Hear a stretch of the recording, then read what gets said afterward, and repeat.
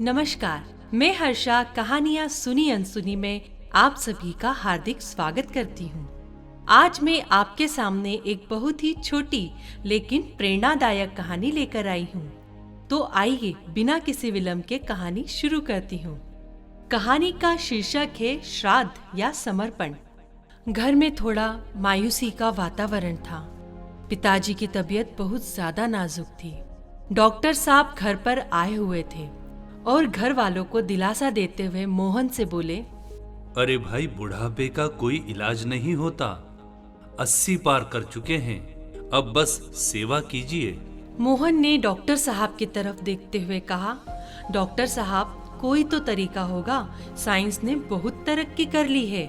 मोहन बाबू, मैं आपकी तरफ से दुआ ही कर सकता हूँ। बस आप इन्हें खुश रखिए, इससे बेहतर और कोई दवा नहीं है।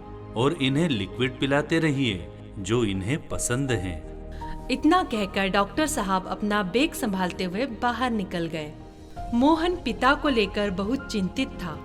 उसे लगता ही नहीं था कि पिता के बिना भी कोई जीवन हो सकता है। माँ के जाने के बाद एकमात्र आशीर्वाद उन्हीं का बचा था। उसे अपने बचपन और जवानी के सारे दिन याद आ रहे थे। कैसे पिता हर रोज कुछ न कुछ लेकर ही घर में आया करते थे। बाहर हल्की हल्की बारिश हो रही थी। ऐसा लगता था जैसे आसमान भी रो रहा हो। मोहन ने खुद को किसी तरह समेटा और अपनी पत्नी से बोला, सुशीला, आज सबके लिए मूंग दाल के पकोड़े और हरी चटनी बनाओ। मैं बाहर से गर्मा गर्म जलेबी लेकर आता हूँ। पत्नी ने दाल पहले ही भिगो रखी थी। वह भी अपने काम में लग गई। कुछ ही देर में रसोई से पकोड़ों की खुशबू आने लगी। मोहन भी जलेबियां ले आया था। वह जलेबी रसोई में रख पिता के पास बैठ गया। उनका हाथ अपने हाथ में लिया और उन्हें निहारते हुए बोला, बाबा, आज आपकी पसंद की चीज लाया हूँ, थोड़ी जलेबी खाओगे? पिता ने आंखें झपकाई और हल्का सा मुस्कुरा दिए और धीमी आवाज में बोले, पकोड़े बन रहे हैं क्या? हाँ बाबा, आपकी पसंद की हर चीज अब मेरी भी पसंद है। अरे सुषमा, जरा पकोड़े और जलेबी तो लाओ। मोहन ने आवाज लगाई। लीजिए बाबूजी, एक और, उसने पकोड़ा हाथ में देते हुए कहा।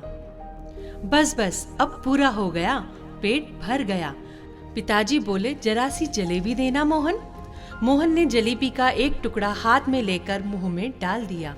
पिता उसे प्यार से देखते रहे। मोहन, सदा खुश रहो बेटा, मेरा दाना पानी अब पूरा हुआ।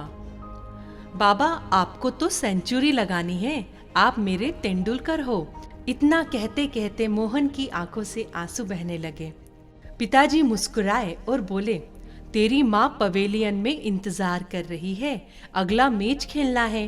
तेरा पोता बनकर आऊंगा, तब खूब खाऊंगा। पिताजी उसे देखते रहे।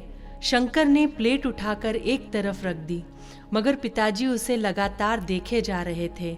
आंख भी नहीं झपक रही थी। मोहन समझ गया कि यात्रा पूर्ण हुई। तभी उसे ख्याल आया, पिताजी कहा करते थे, श्राद्ध खाने कभी नहीं आऊंगा कौवा बनकर। जो खिलाना है अभी खिला दे, जो खिलाना है अभी खिला दे, जो खिलाना है अभी खिला दे। यही बात मोहन के अंतर्मन में गूंजती रही और पिताजी अंतर ध्यान हो गए। लेकिन कितना संतुष्ट होकर गए। यही तो चाहिए माँ बाप को, कि उनके जीते जी उनकी परवाह करें, उन्हें समय दें, ना कि उनके मरने के बाद श्राद्ध कर कोओं को खाना खिलाएं। इसी से अपने माँ बाप को तृप्ति मिलती है। परंतु आज के समय में माँ बाप की तो कोई परवाह ही नहीं करता। अंत में एकाकी जीवन जीते रहते हैं बेचारे, और ऐसे ही दुखी मन से इस दुनिया को अलविदा कह देते हैं।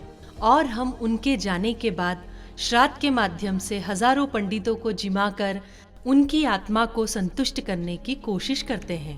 अब क्या सही है और क्या गलत, इसका निर्णय तो आप ही को करना है। तो माँ बाप का सदा सम्मान करें और उन्हें जीते जी खुश रखें। तो मिलते हैं शीघ्र ही एक नई कहानी के साथ। और हाँ, आप अपनी अच्छी अच्छी कहानियाँ हमारे साथ शेयर करना ना भूलें। और साथ ही इस चैनल को लाइक, शेयर और सब्सक्राइब करना तो बिल्कुल भी ना भूलें। नमस्कार।